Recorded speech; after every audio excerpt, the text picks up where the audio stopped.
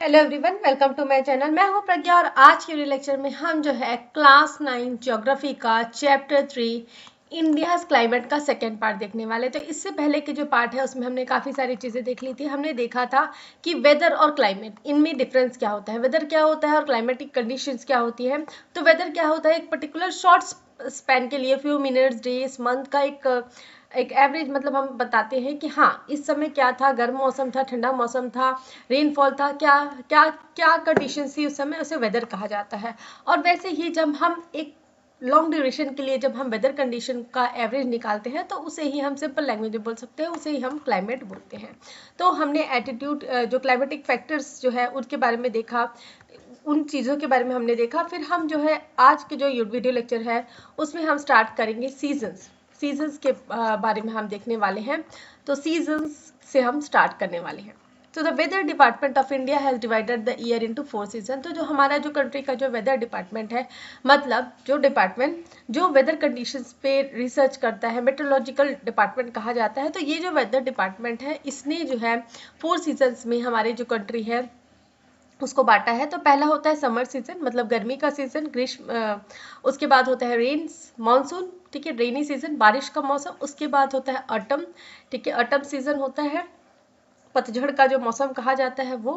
और उसके बाद होता है, उसके बाद आता है आपका विंटर सीजन। तो ऑटम सीजन में ना ज़्यादा गर्मी होती है ना ज़्यादा बारिश होती है, मतलब एक सुहाना मौसम होता है। उसके बाद ठंड का सीजन आता है। तो सबसे पहले हम समर सीजन में देखें, समर सीजन के बारे में देखेंगे।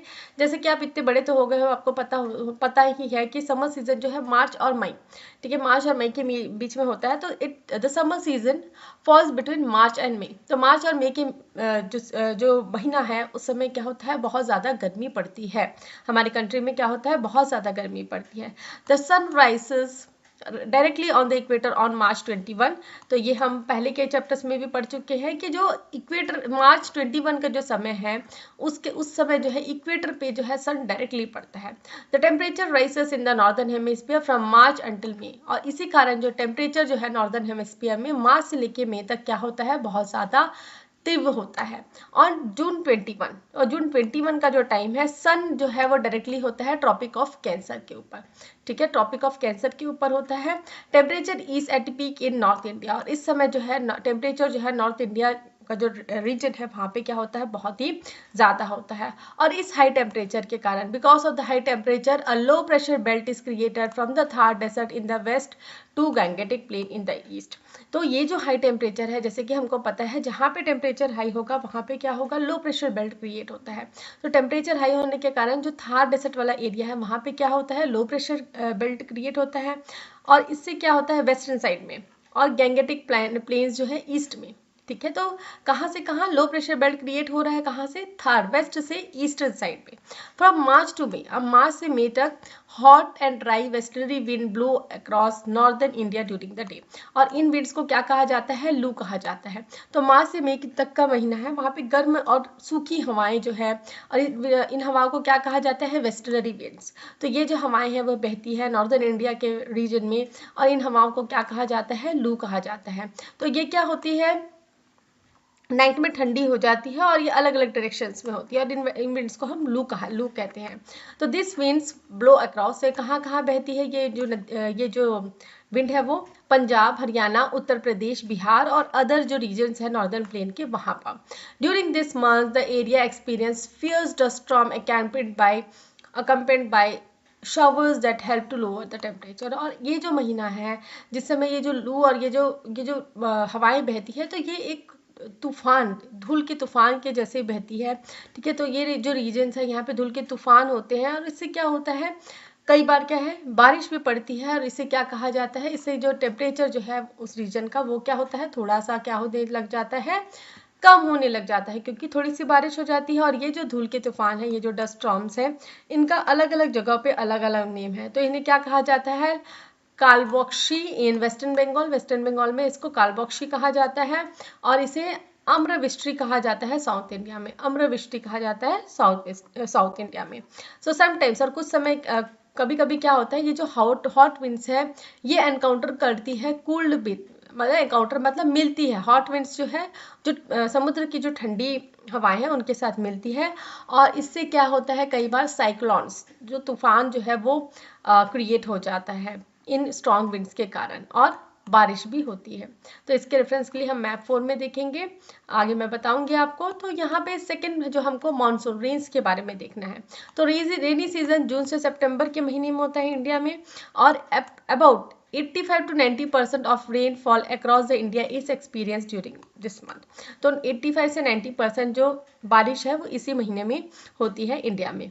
और इसके साथ साथ जो है इंडिया में तो होती है, साथ साथ जो हमारे नेबरिंग कंट्रीज है श्रीलंका, बांग्लादेश, म्यांमार, नेपाल और पाकिस्तान, इन कंट्रीज में भी इसी महीनों में क्या होता है रेनफॉल होता है। और इस समय eight this time the temperature, air pressure, wind direction and rainfall pattern is different from other season। और ये जो बारिश का महीना है इस समय टेम्परेचर, एयर प्रेशर, विंड का डायरेक्शन और रेनफॉल पैटर्न अलग होता है बाकी सीजन से। तो टेम्परेचर क्या होता है कम हो जाता है क्योंकि मॉइस्चर होता है एयर में, ह्यूमिडिटी होती है, और एग्रीकल्चर वर्क भी इसी समय में चालू होता है। जो खेती बाड़ी का काम है, जैसे कि आपको पता है कि हमारी कंट्री क्या है, एक agriculture based agro based country है, तो इसलिए एग्रीकल्चर का वर्क भी रेनी सीजन में स्टार्ट होता है। तो हमको साउथ वेस्ट मानसून के बारे में देखना है। तो रेनफॉल बिटवीन जून एंड सितंबर, तो जून और सितंबर के मंथ में जो रेनफॉल होता है इसको क्या कहा जाता है, मानसून कहा जाता है। और वर्ड मानसून जो है वो कब यूज हुआ था फर्स्ट इंडिया में, इन सेंचुरीज, इन अर्ली सेंचुरीज, ठीक है। अर्ली सेंचुरी में जो अरब ट्रेडर्स थे, ठीक है, अरब ट्रेडर्स जो यहाँ पे शिप के रास्ते, समुद्र के रास्ते यहाँ पे आते थे, तो उनको क्या करना पड़ता था, अरेबियन सी में इन हवाओं का जो हवाएं हैं उनके बहाव से वो अरेबियन सी तक आते थे।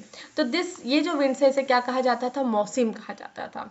तो इसी मौसम के बेसिस में अरेबिक वर्ड है सीजन, ठीक है, अरेबिक वर्ड है सीजन, तो इसलिए हम मौसम कहते हैं। तो so the winds that brought rain to India every year came to be known as monsoon. इसलिए जो है जो विंड हमारे कंट्री में बारिश लेके आती है इसे हम क्या कहते हैं, मानसून कहते हैं। तो this winds blow from south west direction, तो ये विंड्स कहाँ से आती है, साउथ वेस्ट डायरेक्शन से आती है। So the monsoon is called south west monsoon, और इसलिए ये जो मानसून है इसे क्या कहा जाता है, साउथ वेस्ट कहा जाता है। तो ये जो अरेबियन सी वाला पास है साउथ वेस्ट डायरेक्शन, तो इस डायरेक्शन से जो है विंड्स आती है और ये मानसून लेके आती है, तो इसलिए इसे क्या कहा जाता है, south west monsoon. When the monsoon wind reaches northeast, they turn and blow in northwesterly direction। तो इसलिए जो ये मानसून विंड्स है जब ये नॉर्थ ईस्टर्न डायरेक्शन में पहुंचती है, नॉर्थ ईस्ट डायरेक्शन, तो ये क्या करती है, ये उल्टा बहती है और ये नॉर्थ वेस्टर्ली डायरेक्शन में आ जाती है, नॉर्थ वेस्टर्ली डायरेक्शन में। तो क्वेश्चन है कि what causes south west monsoon, तो साउथ वेस्ट मानसून का रीजन क्या है।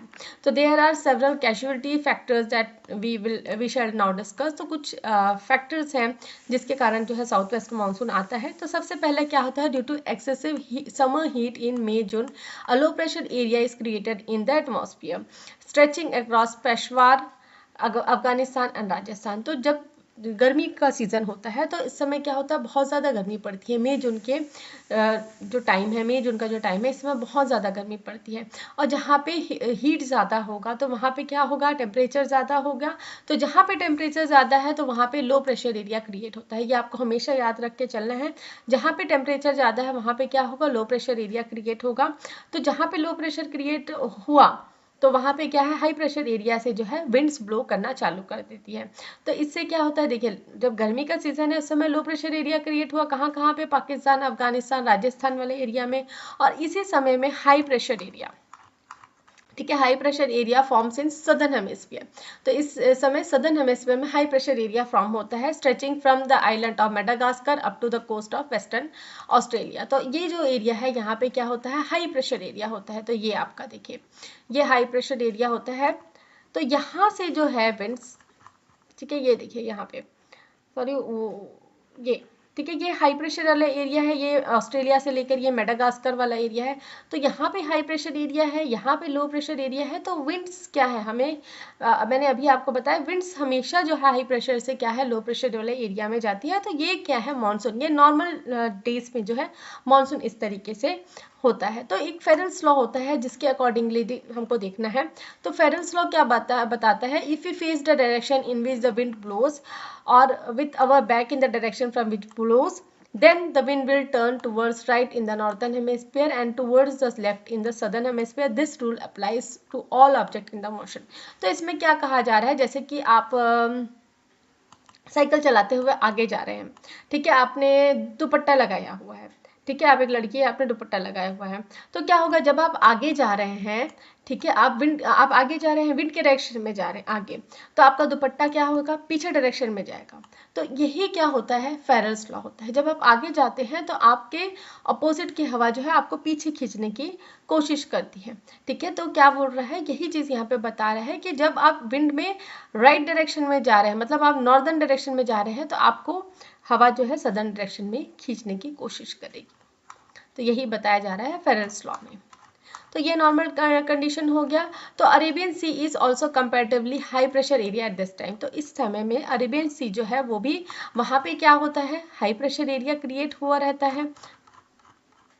तो इसलिए क्या है, एज अ रिजल्ट तो साउथ ईस्ट ट्रेड विंड्स, तो जो साउथ ईस्ट ट्रेड विंड्स हैं, के नॉट ब्लो टूवर्ड्स नॉर्थवर्ड, तो नॉर्दर्न डायरेक्शन में ये नहीं जा पाती है। और मई के बाद में air pressure decline over the Arabian sea, तो मई के बाद जो है एयर प्रेशर जो है अरेबियन सी में क्या होता है, कम होते जाता है। और जैसे ही एयर प्रेशर कम होता जाता है तो साउथ ईस्ट ट्रेड विंड्स जो है वो रैपिडली क्या है, लो प्रेशर एरिया जो नॉर्थ वेस्टर्न डायरेक्शन में, हमारे कंट्री के नॉर्थ वेस्टर्न डायरेक्शन में जो लो प्रेशर एरिया क्रिएट हुआ है, वहाँ पे क्या हो जाता है, वो विंड चले जाती है। तो they blow across the ocean at 30 kilometre per hour. तो ये ओशन से कितने किलोमीटर के कितने घंटे किलोमीटर से जाती है, 30 kilometre. So they are moisture leader, और इसमें क्या होता है, मॉइस्चर भरा हुआ होता है क्योंकि ओशन से होके जा रही है। As they cross equator from southern hemisphere, तो जैसे ही ये इक्वेटर को क्रॉस करती है तो ये अपने डायरेक्शन को चेंज कर लेती है, क्योंकि फेरेल्स लॉ के बारे में हमने पढ़ा है, जो आगे जा रही है तो पीछे, तो ये क्या है, राइट साइड में मूव हो जाती है। और ये किस तरफ हो जाती है, blowing in south westerly direction. तो this winds are now called south western monsoon winds. The moisture laden winds bring heavy rainfall to India. तो ये क्या है, हैवी रेनफॉल लेके आती है।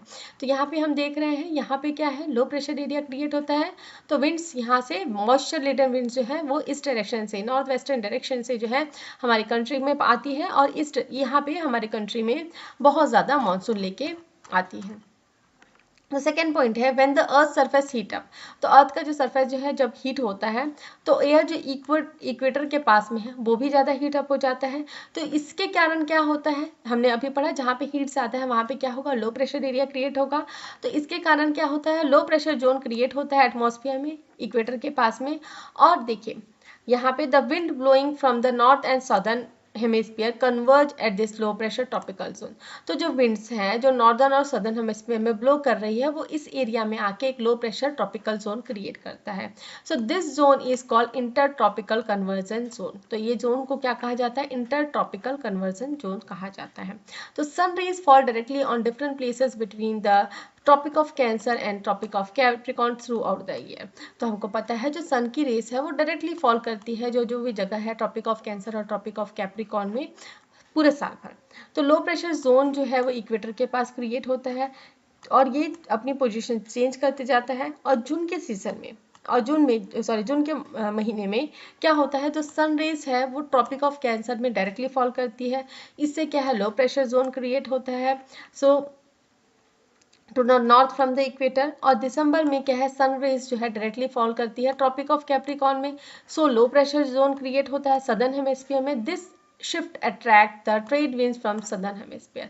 तो ये जो शिफ्ट है, ठीक है, जब हमने ये देखा, देखिए जून के सीजन में सन जो है डायरेक्टली फॉल करता है ट्रॉपिक ऑफ कैंसर में, और दिसंबर के महीने में ट्रॉपिक ऑफ कैप्रिकॉर्न में। तो ये जो शिफ्ट हो रहा है, जो सन का जो रेस है जो शिफ्ट हो रहा है, जो लो प्रेशर बेल्ट है वो भी शिफ्ट हो रहा है, ठीक है। लो प्रेशर बेल्ट पहले क्या था, ट्रॉपिक ऑफ कैंसर में, और उसके बाद जो है लो प्रेशर बेल्ट कहाँ चला गया, ट्रॉपिक ऑफ कैप्रिकॉर्न में। ये जो शिफ्ट हो रहा है, तो ये शिफ्ट जो है, जो ट्रेड विंड्स होती है, ट्रेड विंड्स के बारे में हम पहले भी पढ़ चुके हैं, हमने जब क्लास 7th 8th में हम पढ़ चुके हैं। तो ये जो ट्रेड विंड्स है ये सदर्न हेमिस्फीयर में अट्रैक्ट होती है।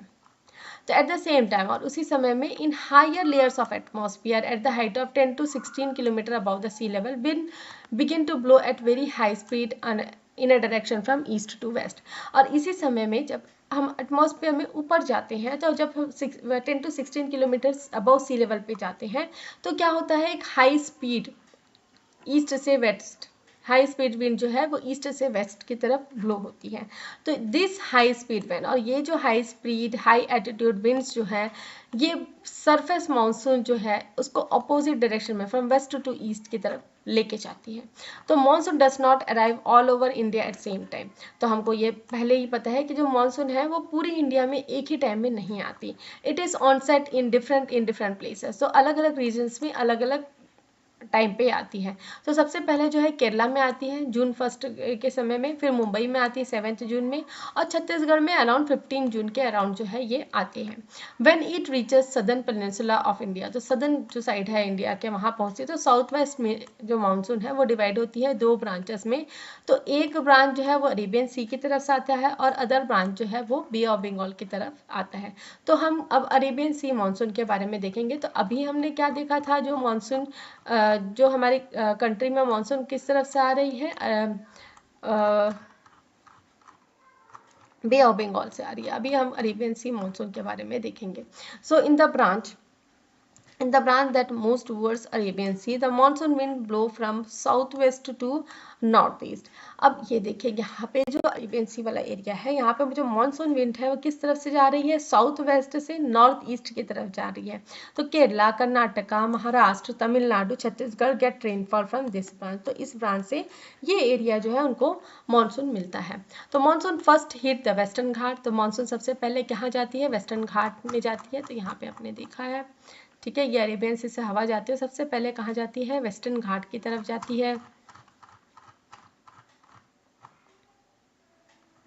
Causing heavy rain along the western coastal plain. तो वेस्टर्न कोस्टल प्लेन में ज़्यादा बारिश होती है by the time they crosses western Ghat. और जब वो वेस्टर्न घाट से आगे बढ़ते हैं तो वो अपना मॉइस्चर क्या है, क्योंकि वेस्टर्न घाट में क्या है, पहाड़ी है, तो ये अपनी मॉइस्चर क्या हो जाती है, क्या कर देती है, थोड़ा सा कम मॉइस्चर हो जाता है, तो ड्राई और हॉट हो जाती है, और ये ईस्ट की तरफ बढ़ना चालू करती है। तो इस रीजन में एक रेन शेडो रीजन क्रिएट होता है, और इसलिए कम रेनफॉल होती है। तो मुंबई में कितनी रेनफॉल होती है, अराउंड 200 सेंटीमीटर ऑफ रेनफॉल होती है जून से सितंबर के महीने में, लेकिन पुणे में क्या होती है, 50 सेंटीमीटर की रेनफॉल होती है। तो Arabian sea monsoon now divide into 2 branch. तो अब जो आगे बढ़ते बढ़ते जो अरेबियन सी मानसून से जो विंड्स आ रही है वो 2 ब्रांचेस में डिवाइड होती है। एक ब्रांच जो है ईस्ट की तरफ जाती है along the Narmada valley off to Chota Nagpur plateau, where it means bay of Bengal. तो bay of Bengal monsoon branch के साथ वो मीट करती है, और इससे जो है हैवी रेनफॉल क्रिएट होता है। और अदर जो ब्रांच है, अदर जो है नॉर्दर्न ब्रांच जो है वो कैथवल टू कच्छ की तरफ जाती है, और जो डेजर्ट्स है राजस्थान में उस तरफ जाती है, ठीक है। तो अरावली हिल्स जो है वो पैरेलली जो मानसून से वो कर रहे हैं, तो ये इनको क्या करते हैं, स्टॉप नहीं कर सकते, रोक नहीं पाते हैं। तो क्या होता है, आगे बढ़ती है, ये जो विंड्स है वो आगे बढ़ती है, क्योंकि अरावली हिल्स जो है, जैसे कि हम अगर यहाँ पे देखें तो ये अगर राजस्थान वाला एरिया है, तो अरावली हिल्स इस डायरेक्शन में है, इस तरफ है। तो अगर विंड्स इसके अपोजिट जा रही है तो उसको रोक नहीं पाएगी, उसके पैरेलल होके विंड्स निकल जाएंगी। तो जो अरावली हिल्स है जो पैरेलली इसके जाती है मानसून विंड्स, सो ये इनको रोक नहीं पाती। तो एवरेज रेनफॉल इन ये जो रीजन है इसमें क्या होता है, सिर्फ और सिर्फ 20 सेंटीमीटर होता है। इसलिए राजस्थान वाले एरिया में क्या होता है, मानसून विंड क्या है, पैरेलली निकल गई भी, आगे निकल गई, तो वहाँ पे बारिश कहाँ होगी, ठीक है। अगर कोई वहाँ पे छेका होगा, मतलब वहाँ पे कोई बैरियर होगा, तब तो वो उस विंड्स को रोक पाएंगे, तब तो राजस्थान वाले एरिया में ज़्यादा रेनफॉल होगा। तो इसलिए जो है रेनफॉल वहाँ पे कम होता है। तो wind thus blow unhindered through Gujarat and Rajasthan to Himalayas. तो इसलिए जो है विंड्स जो है बिना किसी रुकावट के आगे बढ़ जाती है गुजरात और राजस्थान वाले एरिया को छोड़ के हिमालयस में। तो air at this altitude is hot and dry, ठीक है। So the monsoon loses its moisture, hence the rainfall in Himalaya region is slow from the northern branch. तो अब जो है विंड्स आगे तो बढ़ गए, लेकिन आगे बढ़ते बढ़ते जो उनका जो मॉइस्चर था वो कहीं खत्म हो गया। तो इसलिए जो हिमालय वाले रीजन है यहाँ पे भी रेनफॉल क्या होती है, कम होती है। अब बे ऑफ बंगाल से जो मानसून आता है उसको देखना है। तो ये जो ब्रांच है मानसून का, ये भी फर्दर डिवाइड होता है 2 ब्रांचेस में। तो फर्स्ट ब्रांच जो है वो म्यांमार कोस्ट की तरफ जाता है, जहाँ पे वो अरकान यामा माउंटेन से मिलती है, और ये जो the rainfall is heavy in the western range of mountain. So western range जो है माउंटेन के वहाँ पे ही रेनफॉल ज़्यादा करती है, और अदर ब्रांच जो है वो बंगाल और असम वाले एरिया में जाता है, और with heavy rainfall in Ghasi and कारो हिल्स। तो मानसरोवर जो मेघालय में है वहाँ सबसे ज़्यादा रेन होती है, ये हम पहले भी पढ़ चुके हैं। तो wind of both the branch blows towards the west after encountering the Himalayas and Arakan Yama mountains, but the rainfall is scanty. Thus, Guwahati, Patna, Allahabad, Bharatpur, Jaisalmer receive scanty rainfall from Bay of Bengal. तो Bay of Bengal का सीधे सीधे समझिए, जो बे of Bengal जो monsoon लेके आती है वो मोस्टली जो नॉर्थ ईस्टर्न स्टेट्स है वहाँ पे मानसून करती है। आगे अगर वो बढ़ भी पाती है तो वहाँ पे वो उनका जो मॉइस्चर है वो इतना रेनफॉल नहीं कर पाता बाकी एरियाज में। जैसे कि अगर हम पटना इलाहाबाद वाला एरिया में देखेंगे, गुवाहाटी वाला एरिया में देखेंगे, तो वहाँ पे ये जो बे ऑफ बंगाल है वहाँ से ज़्यादा कुछ मानसून नहीं आता। उसके बाद होता है ऑटम या रिट्रीटिंग मानसून सीजन। तो ऑटम सीजन क्या होता है? In the second half of October temperature क्या होते जाता है? फॉल, धीरे धीरे क्या होते जाता है? कम हो जाता है। तो by the beginning of November, तो नवंबर के आते आते एक लो प्रेशर जोन जो है north west India shift to Bay of Bengal. तो ये जो लो प्रेशर एरिया जो नॉर्थ वेस्टर्न इंडिया में बना था जब मानसून का सीजन था, वो बे ऑफ बंगाल की तरफ शिफ्ट होने चला जाता है। तो ये जो शिफ्ट है ये फिर एक rise low pressure cyclonic condition. तो इससे क्या होता है? Low pressure cyclonic condition develop होता है जिससे साइक्लोन क्रिएट होता है अंडमान सी में। तो दिस साइक्लोन से, और ये साइक्लोन जनरली क्रॉस करते हैं ईस्टर्न कोस्ट जो है इंडिया का, वहाँ से।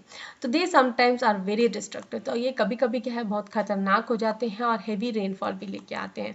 तो डेंसली पॉपुलेटेड डेल्टा एरियाज जो है कृष्णा, कावेरी, गोदावरी रिवर्स का, ये हमेशा इन साइक्लोन से हिट होते हैं। तो ये कभी कभी देखिए जो कोस्टल एरियाज है उड़ीसा, वेस्ट बंगाल, बांग्लादेश, यहाँ पे ये साइक्लोन्स और हेवी रेनफॉल अधिकतर होता है। तो most of the rainfall on Coromandel coast, तो कोरोमंडल कोस्ट वाला जो एरिया है जहाँ यहाँ पे जो रेन जो है मोस्टली इन्हीं साइक्लोन से होता है। और अक्टूबर के मंथ में the average temperature in most part of the India कितना होता है? 25 से 26 डिग्री सेल्सियस होता है। और एवरेज टेम्परेचर राजस्थान, गुजरात और ईस्टर्न कोस्टल प्लेन में 27 डिग्री होता है, और जम्मू कश्मीर, हिमाचल प्रदेश, ये सब एरिया जो है वहाँ पे 25 डिग्री सेल्सियस होता है। तो काफ़ी कम टेम्परेचर हो जाता है। उसके बाद जो है विंटर सीजन के बारे में देखना है। तो विंटर सीजन में क्या होता है? जो विंटर सीजन कब से कब होता है? दिसंबर से फरवरी के समय में होता है। और ये इस समय क्या होता है? टेम्परेचर कम हो जाता है, मतलब ठंडा मौसम हो जाता है नॉर्दर्न इंडिया में। अब जनवरी फरवरी वाला जो टाइम है वो टेम्परेचर जो है फ्रीजिंग पॉइंट में होता है पंजाब और कश्मीर, मतलब बहुत ज़्यादा ठंड पड़ती है। साउथ इंडिया में भी एवरेज टेम्परेचर 14 से 15 डिग्री सेल्सियस होता है। इसलिए ये ठंड का सीजन जो होता है उस समय वीट, गेहूँ उगाया जाता है पंजाब, हरियाणा और उत्तर प्रदेश वाले रीजन में, और राइस कल्टीवेट किया जाता है केरला, तमिलनाडु वाले रीजन में। साइक्लोनिक स्टॉर्म्स जो है हेवी रेनफॉल लेके आते हैं तमिलनाडु वाले एरिया में और अंडमान और निकोबार आइलैंड में इस समय में, विंटर के समय में। अब इन विंटर में जो कश्मीर और नॉर्थ वेस्टर्न पार्ट जो है वो एक्सपीरियंस करता है कभी कभी विंटर रेनफॉल, स्नोफॉल, ठीक है। मेडिटेरियन सी साइक्लोन्स भी होते हैं। तो नॉर्दर्न इंडिया जो है कवर होता है डेंस फॉग से इस समय, मतलब धुंध होती है जहाँ रास्ता दिख नहीं पाता है नॉर्दर्न इंडिया के समय में। तो अब एक कंसेप्ट हमको देखना है अल नीनो एंड मानसून। तो अल नीनो और ला नीनो मानसून को कैसे इफेक्ट करता है उसके बारे में हमको देखना है। तो एक बहुत बड़ा कॉन्सेप्ट है El Nino and La Nina. तो इसको जो है थोड़ा सा ट्रिकी है समझना। तो कई बार क्या होता है, जैसे हमारी जो पृथ्वी है वो राउंड एंड राउंड घूमते जा रही है, तो कुछ फिनोमिनन्स जो पृथ्वी में है वो ऐसे हैं जो अनएक्सप्लेन्ड है। तो ऐसे ही ये अल नीनो और ना नीनो का इफेक्ट है। तो इस पे होता क्या है, देखिए कई बार क्या होता है, ये जो साउथ अमेरिका वाला पार्ट है, मतलब यहाँ पे पेरू वाला पार्ट बोला जाता है, पेरू वगैरह, तो यहाँ पे फिश बहुत ज़्यादा होता है, ठीक है। तो कई बार ऐसी सिचुएशन आ जाती है, यहाँ पे वार्म वाटर होता है, ठीक है। कैसा होता है? वार्म वाटर होता है। तो वार्म वाटर होता है मतलब हल्का पानी होता है। जैसे कि हम जान रहे हैं जब भी पानी गर्म होता है तो उसकी डेंसिटी भी क्या होती है? कम होती है। तो कई बार क्या होता है, हवा जो ट्रेड विंड्स जो फ्लो होती है, ट्रेड विंड्स के बारे में हम पहले पढ़ चुके हैं। तो ट्रेड विंड्स क्या होती है, कई बार फ्लो करते करते ये जो गर्म हवाएं हैं इसको धकेल के ऑस्ट्रेलिया की तरफ लेके चले जाती है।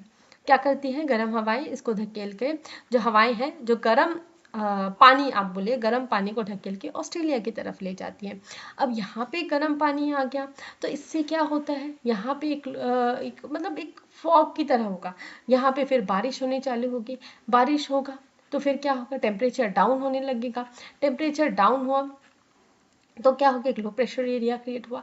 तो इस तरीके का फिनोमिना होता है। तो ये जो है, इस फिनोमिना जो है हमारे जो कंट्री में, ठीक है, हमारे कंट्री में जो मानसून आता है उसको काफ़ी हद तक अफेक्ट करता है, तो उसी के बारे में हमको देखना है। तो Indian monsoon is affected by ocean currents. तो ये ओशन करेंट्स जो है उनसे इफेक्ट होता है 1000 of kilometre away from western coast of Ecuador in South America. तो ये जो इक्वाडोर है, western coast of Ecuador South America में, यहाँ पे ओशन करंट्स में कुछ बदलाव होने के कारण जो है हमारे कंट्री के मानसून को में बहुत फर्क पड़ता है।